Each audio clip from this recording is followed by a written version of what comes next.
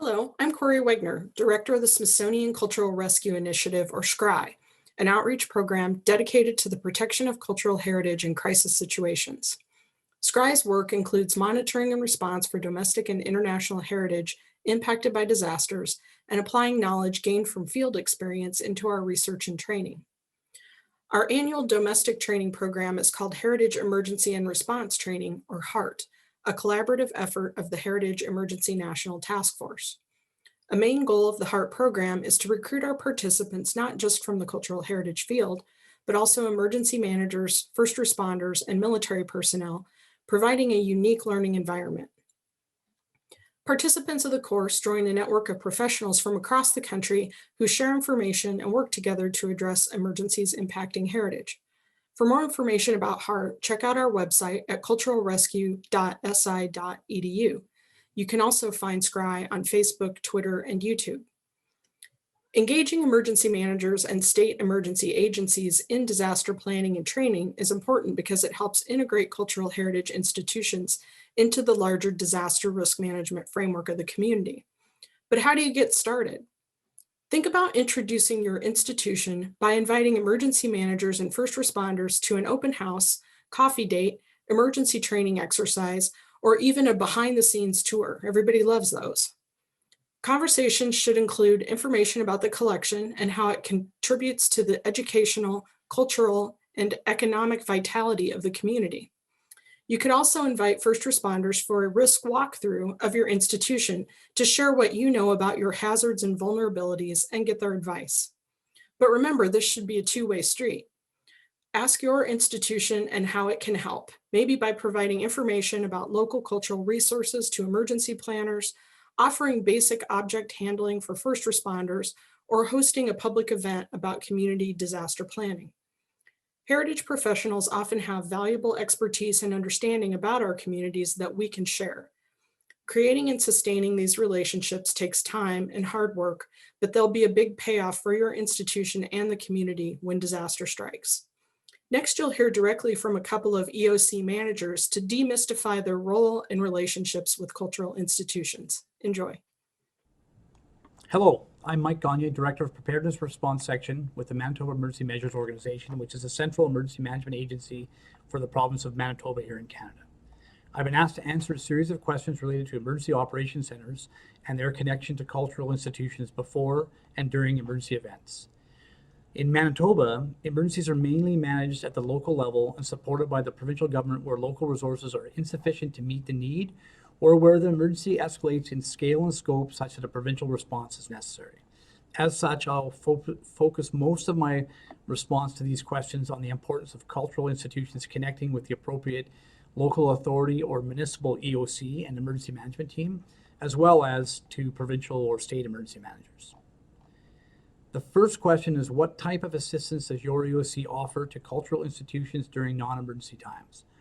During non-emergency times, a cultural institution should be able to depend on the emergency management team of the municipality that it resides in to identify applicable hazards and risks that have been identified in the local authority's own hazard risk and vulnerability assessment, to provide advice on strategies for prevention and mitigation of potential impacts from these hazards and the risks they pose, to provide advice on all aspects of preparedness, including development of emergency plans, training of staff, and exercising with a view to enabling a more effective response to and recovery from an event should one occur.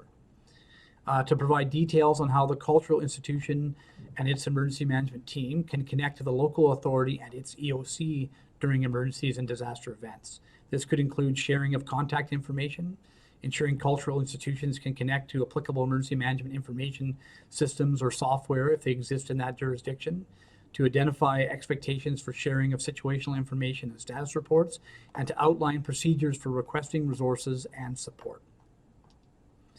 Because cultural institutions are important contributors to communities from a quality of life and even economic perspective, the local authority's emergency management team should consider cultural institutions in their own emergency management program development, with the goal to reducing overall risk and response requirements during emergencies. The local authority should include cultural institutions in its consultation process when building out its own community program to develop a shared understanding of potential impacts and response needs, to align plans, and to facilitate greater levels of collaboration that is needed during events. Therefore, it's my recommendation that cultural institutions engage the local authorities within which they reside well in advance of any emergency or disaster. This would occur during the emergency management, prevention, mitigation, and preparedness phases.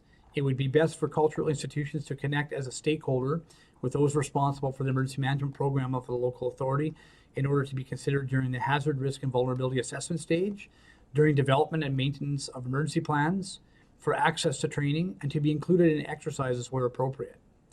In Manitoba, a cultural institution might be invited to be part of the local authority's stakeholder engagement group, which most communities have for this very purpose.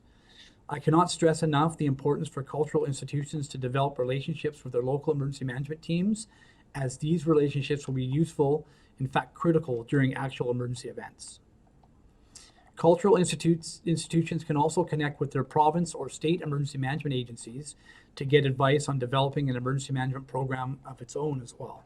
Thus, during non-emergency periods, cultural institutions might call upon Manitoba EMO for general advice on emergency management. Examples of support that can be provided include general planning and program development, advice on prevention and mitigation against impacts to various hazards, and advice on exercise planning. Manitoba EMO also offers training to emergency management officials in the public sector. Our current online training is open to all Manitoba emergency managers, and cultural institutions will be welcome to participate in these no-cost courses. The next question is, what is the best way for people at cultural institutions to reach out to an EOC during blue skies and to get buy-in? The institution should start by reaching out to their local authority's emergency management team, who should frankly be doing the same in their stakeholder engagement approach during development and maintenance of their own community emergency management programs. I recommend review of the local authority's website, where there may be information on existing emergency management programs and appropriate contacts, and then calling the applicable local authority. In Manitoba, cultural institutions can contact Manitoba EMO, and we can provide connections to those local authorities to get you started. The next question is, during emergencies, how does your EOC assist cultural institutions? Well, assuming that there has been some initial connection between the cultural institution and the local authority's emergency management team, there should be a pre-arranged method for the institution to connect with the local authority and its EOC.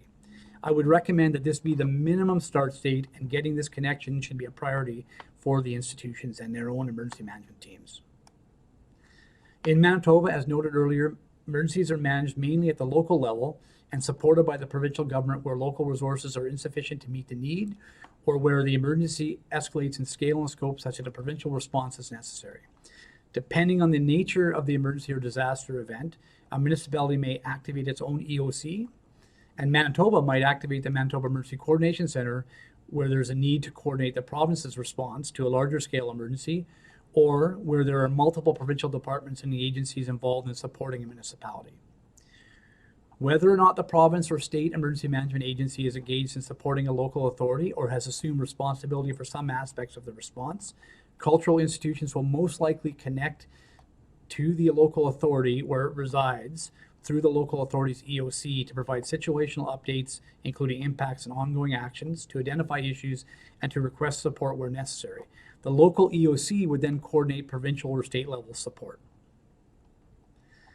A municipal EOC should also be able to provide the assistance to a cultural institution during emergencies, including notification or warning of an emerging issue, instructions on actions to take to prevent, mitigate, or reduce impacts, connection with responding agencies such as police, fire services, emergency medical services, or hazmat teams, coordination of additional support as needed, or which has been arranged through prior planning, including any service agreements arranged between the institution and the local authority, and advice on recovery planning. In Manitoba, local authorities are the lead agencies in the event of emergencies, and EMO would provide government support to assist those local authorities. In most events, we would deploy an emergency management advisor or liaison officer to assist the local EOC. This could very well translate to coordinating provincial assistance to any cultural institution within that local authority's jurisdiction where there's a need.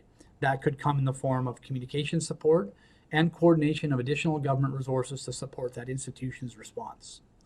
Finally, I recommend that cultural institutions review established emergency management program standards, such as the National Fire Protection Association Standard 1600 on emergency management and business continuity programs, or the Canadian Standards Association Standard Z1600 for emergency and continuity management program. Thank you very much, and if you have any questions, please contact Manitoba EMO and I can provide some additional information as necessary. This video is taken on the 9th of February 2021 and is of the Manitoba Emergency Coordination Center on the 15th floor of 405 Broadway, downtown Winnipeg, the Woodsworth Building. You'll see here at the front of the room is the director's chair, followed by the ops cell,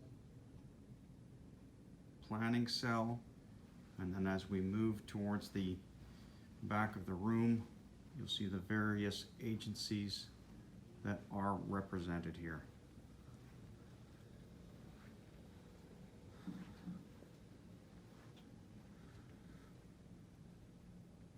There are breakout rooms, 4 along the sides of the operations center.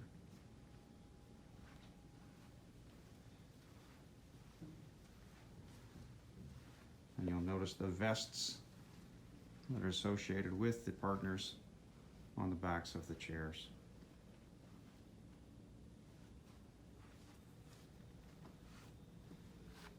As well, here is where we have our radio room for FleetNet.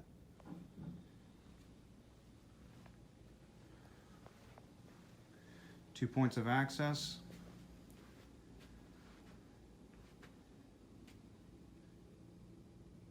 One and 2.